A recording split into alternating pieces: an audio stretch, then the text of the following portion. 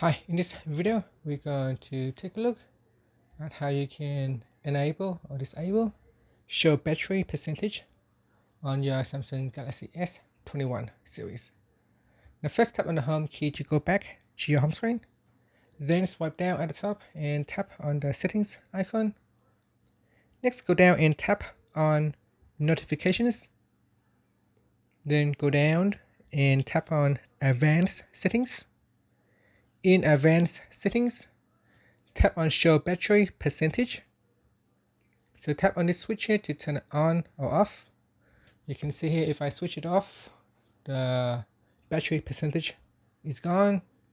And if I tap on the switch to turn it on, then it shows the number with a percentage. And that's it. Finally, you can tap on the home key to go back to your home screen. Thank you for watching this video. Please subscribe to my channel for more videos.